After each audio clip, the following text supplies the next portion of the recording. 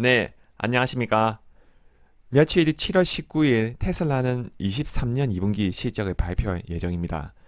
실적 발표에 앞서 2분기 실적에 대해서 미리 한번 알아보고 어떤 부분에 관심을 갖고 우리가 체크해야 될지 살펴보도록 하겠습니다. 7월 2일 발표된 2분기 차량 생산 및 인도량은 역대 최고 기록을 갱신했습니다. 2분기 차량 인도량은 46만 6천 대를 넘어섰고 생산량은 48만 대 수준이었습니다. 차량 인도량은 월스트리트 컨센서스였던 45만 대와 1분기에 42만 3천 대를 쉽게 넘어섰습니다. 이는 테슬라의 최고 기록입니다. 인도량은 전년 대비 83% 증가했고 전 분기 대비 10.2% 증가했습니다. 놀라운 사실은 테슬라가 2020년 한 해 동안 51만 대의 차량을 생산했고 3년이 지난 현재 테슬라는 한 분기에 2020년 연간 생산량과 거의 같은 수의 자동차를 만들고 있다는 것입니다. 차량 생산에 대한 리스크는 사실상 끝났다고 볼 수 있습니다. 올해 상반기에 89만 대의 차량을 인도했으니 연간 판매량 180만 대를 초과 달성하는 것도 가능하다고 판단됩니다. 2분기 차량 인도 대수에서 알 수 있듯이 전년 대비 83% 증가한 수치는 테슬라의 차량이 가격 탄력성을 가지고 있다는 것을 증명해냈습니다. 차량 가격 인하의 효과로 판매량이 급격히 증가한 거죠. 그럼 2분기 실적 발표에서 우리가 챙겨봐야 할 건 어떤 게 있는지 하나씩 알아보도록 하겠습니다. 1월부터 미국 등 주요 시장에서 전기차 판매 가격을 20%가량 낮추는 등 올해에만 여러 차례 가격 인하를 단행해 왔습니다. 일론 머스크는 회사가 중점을 두는 것은 순이익이 아니라 시장 점유율이라고 한동안 가격 인하 정책을 이어갈 것을 암시했습니다.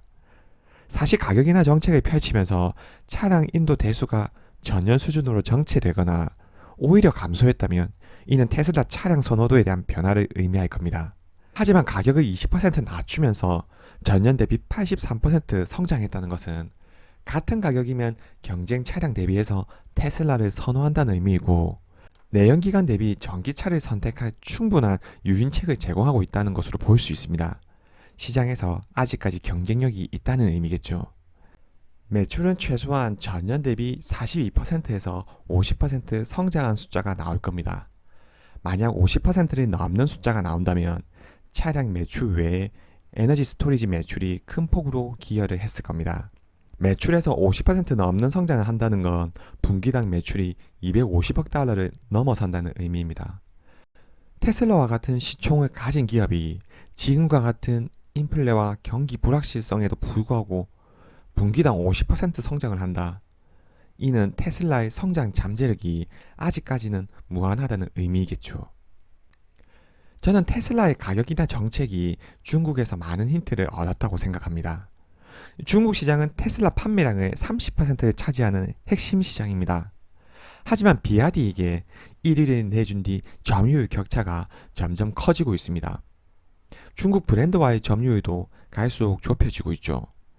중국 시장은 이미 내수 시장에서 전기차가 대중화된 시장입니다. 작년에만 650만 대 가량의 전기차가 팔려 나갔습니다. 총 차량 판매 대수 중에 작년에는 5분의 1이 전기차였고 올해에는 3분의 1, 내년에는 2분의 1이 전기차로 예상이 됩니다. 내수 시장에서 전기차 판매가 내연기관을 압도할 정도로 높은 성장률을 나타내고 있으며 이제 전체 차량 판매 대수에서도 전기차가 대중화된 시장이 되었습니다. 이유는 원가 경쟁력을 바탕으로 한 가격 인하 정책이었습니다. 내연기관차와 경쟁할 수 있는 가격을 제시해서 더 많은 수요층이 접근할 수 있는 시장을 만들어낸 거죠. 특히 중국 전기차 1위 브랜드인 비아디는 배터리 내재화와 원가 경쟁력을 바탕으로 폭발적인 매출 성장을 이끌어내고 있습니다.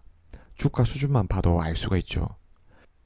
테슬라는 중국 시장에서 비아디와 경쟁하면서 개화하는 전기차 시장에 대한 접근 방법에 대해서 좀 더 생각을 했을 겁니다. 단순 프리미엄 모델에서 원가 경쟁력과 기술 개발을 통해 가격을 대폭 낮춰서 내연기관차와 경쟁 가능한 가격과 동시에 더 많은 수요층에게 접근할 수 있는 방법을 찾아낸 거죠. 이를 바탕으로 미국 시장에서 앞으로 경쟁이 더 치열해지기 전에 적극적인 가격 인하 정책을 통해 전기차 대중화에 앞장서고 있습니다. 일단 전기차 시장을 선점해서 대중화할 수 있다면 테슬라의 소프트웨어 생태계를 통해 서비스 수익을 창출해내는 건 어렵지 않다는 계산이겠죠. 앞으로 테슬라의 모델 3나 모델 Y는 지금 가격에서 포지셔닝할 가능성이 높습니다. 마진율은 사이버 트럭과 같은 신차 모델이나 고급차 모델에서 높이고 대중화 모델에서 가격 인하를 통해 내연기관차와 경쟁을 할 겁니다. 이번 차량 인도 발표에서 알 수 있듯이 테슬라의 성장성에는 문제가 없습니다.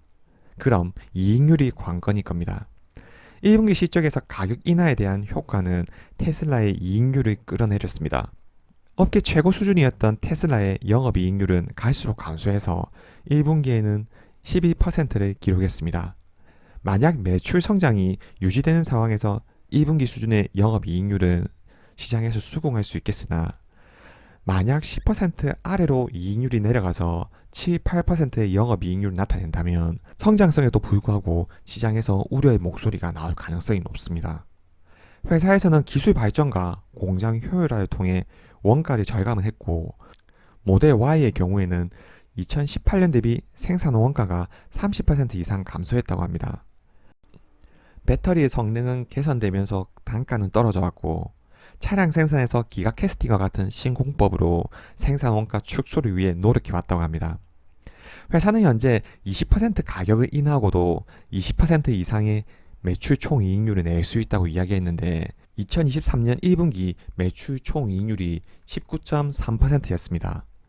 가격 인하 기간이 더 길었고 폭도 깊었던 만큼 2분기 그로스 마진이 20%를 유지할 수 있을지 이것이 관건일 겁니다.